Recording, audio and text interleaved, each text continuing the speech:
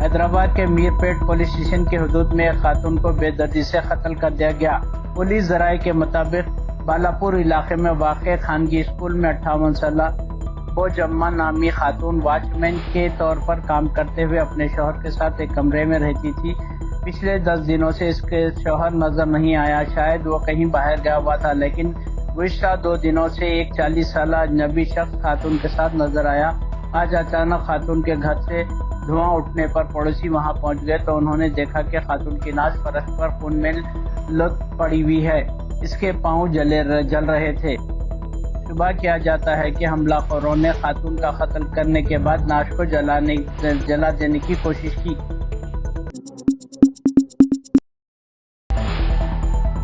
مسلم نوجوان کا بہیمانہ قتل کر کے لاش کو جلا دینے کی سنگین واردات کا واقعہ، والدہ کی شکایت پر D C P Saroor Nagar ضلع رنگا ریڈی کو حاضر ہونے اقلیتی کمیشن کی notice. Telangana state minority commission نے ایک مسلم نوجوان کے بے دردانہ قتل کے واقعے پر commissioner police Rachakonda, deputy commissioner of police law and order Saroor Nagar ضلع Ranga Reddy, A C P Saroor Nagar اور inspector police Saroor Nagar police station سے وضاحت طلب کی ہے اور D C P Saroor Nagar R district کو ہدایت دی ہے کہ وہ 21 اگست کو دوپہر 1 بجے تلنگانہ اسٹیٹ مائنارٹی کمیشن کی ریاست دفتر میں شخصی طور پر حاضر ہونے کی نوٹس جاری کی ہے۔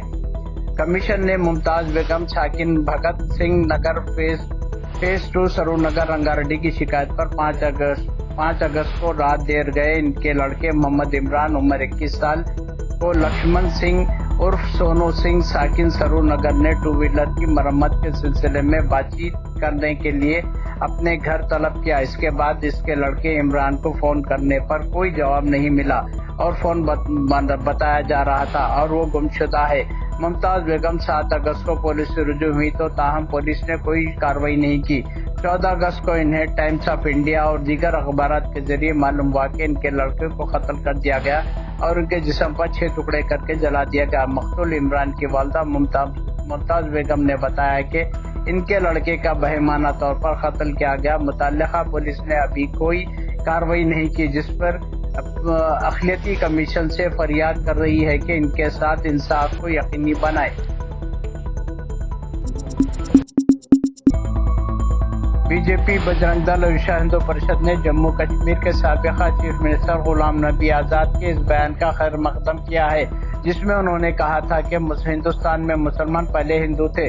بجرنگ دل کے قومی کونسل نیرج نے کہا ہے کہ غلام نبی آزاد کا بیان ایک سازگار اشارہ ہے جو ہندو تنظیموں کے لیے موقف کے مطابق ہے۔ ونیریا نے میڈیا کو بتایا کہ غلام نبی آزاد کا بیان ایک سازگار اشارہ ہے کیونکہ بجرنگ دل نے بھی ایک طویل عرصے سے کہا ہے کہ ملک میں مسلمان اور عیسائی ہندو مت چھوڑ چکے ہیں۔ پی ایچ پی کے مرکزی تنظیم کے جنرل سیکرٹری وینا نگر راؤ دیش پانڈے نے کہا ہے کہ میں غلام نبی آزاد کے اس بیان کا خیر مقدم کرتا ہوں جس میں انہوں نے کہا تھا کہ ہندو مذہب اسلام سے پرانا ہے اور کشمیری مسلمان ہندو تھے۔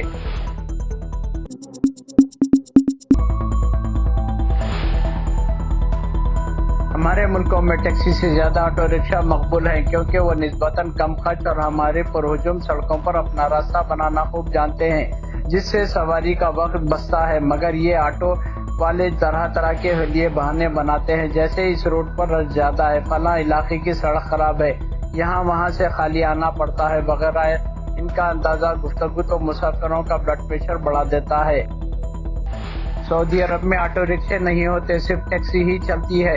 اس پیشے پر ہماری پڑوسی ملک کے باشندوں کی جرأتداری ہے، بہانے بنا کر مسافروں کو گمراہ کرنے اور ٹھگنے کی کوشش میں بھی ہے۔ اس کے پیش نظر حکومت نے اس پر نکیل کسنے کے لیے نیا اعلانیہ جاری کیا ہے۔ سعودی عرب میں ٹیکسی سروس کے حوالے سے جو نیا اعلانیہ جاری کیا گیا ہے، اس میں کہا گیا ہے کہ اگر ڈرائیور نے سواری کو بٹھا کر میٹر اسٹارٹ نہ کیا تو مسافر مفت سفر کرے گا، کرایہ دینے کی پابند نہیں ہوگا۔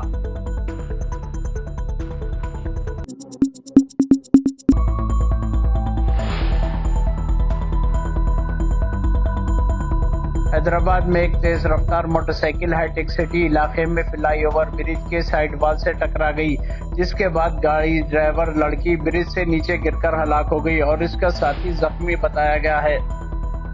یہ حادثہ کل ہائی ٹیک سٹی علاقے میں فلائی اوور برج پر پیش آیا۔ تفصیلات اس طرح ہیں کہ کلکتے سے تعلق رکھنے والی سویٹی پانڈے نامی 22 سالہ لڑکی سکندرآباد میں رہتے ہوئے خانگی کمپنی میں ملازمت کرتی تھی۔ جمعرات کی صبح اولین ساعتوں میں اپنے دوست رائن کے ساتھ اسکوٹی پر کوکٹ پلی سے آئیکیا کی سمت جا رہی تھی۔ گاڑی رائن چلا رہا تھا۔ گاڑی جب برق رفتاری سے سائبر ٹاورز فلائی اوور کے اوپر سے گزر رہی تھی کہ اچانک بے قابو ہو کر ریلنگ سے ٹکرا گئی۔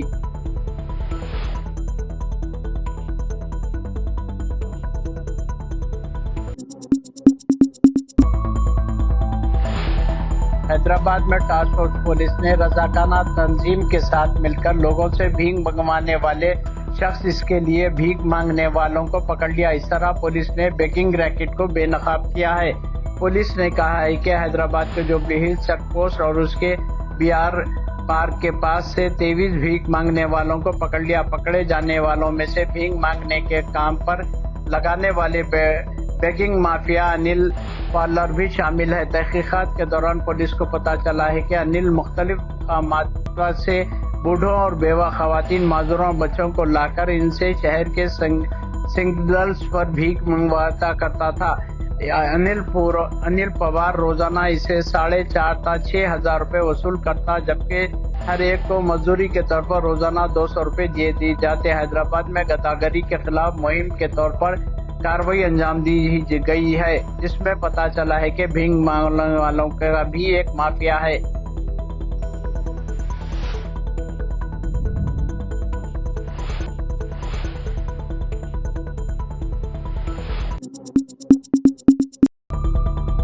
زمانے میں پولٹری بزنس والوں نے ہندوستان میں ایک مہم چلائی تھی جس کا نعرہ تھا سنڈے ہو یا منڈے، روز کھا ونڈے۔ سڑکوں پر گاڑیاں گھومتی تھی جو عوام کو ابلے ہوئے انڈے مفت فراہم کیا کرتی تھی۔ دنیا میں انڈوں کے استعمال، اس کی قیمت پر ایک سروے کیا گیا جس کی رپورٹ میں اس طرح ہے۔ سعودی عرب میں انڈے کی قیمت دیگر عرب ممالک کے مقابلے میں کم ہے۔ سبق ویب سائٹ کے مطابق اعداد و شمار جمع کرنے والے عالمی ادارے نے مختلف ممالک میں انڈوں کی قیمت کا تجزیہ کیا۔ ادارے نے کہا ہے کہ 81 ممالک میں انڈوں کی قیمت کا تجزیہ کرنے کے بعد معلوم ہوا ہے کہ اس کے ایک درجن قیمت $2 سے $3 ہے۔ عرب ممالک کے حوالے سے تینوس میں انڈے کی قیمت سب سے کم ہے، جہاں ایک درجن انڈے کی قیمت $2 سے $10 ہے۔ کویت میں ایک درجن انڈے کی قیمت $2 سے $28 ہے، جبکہ سعودی عرب میں تیسرے نمبر پر جہاں ایک درجن انڈے کی قیمت $3 سے $35 ہے۔ ادارے نے کہا ہے کہ دنیا بھر میں سب سے زیادہ سستے انڈے روس میں ملتے ہیں، جہاں ایک درجن انڈے کی قیمت $1 ہے۔ دوسرے نمبر پر آذربائیجان ہے، جہاں ایک درجن انڈے کی قیمت $1.29 ہے، جبکہ پاکستانی دنیا بھر سے سستے انڈوں کے حوالے سے تیسرے نمبر پر، جہاں ایک درجن انڈے $1.37 ہے۔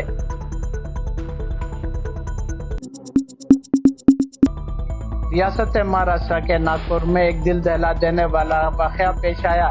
کار ڈرائیور نے موٹر سائیکل کو ٹکر دی، جس کے بعد وہ بائک کو 3 کلومیٹر تک گھسیٹتا ہوا لے گیا۔ تفصیلات کے مطابق ناگپور ایئرپورٹ روڈ پر 17 اگست کی رات ایک کار ڈرائیور برق رفتاری سے جا رہا تھا جس نے موٹر سائیکل کو ٹکر دیتی تھی۔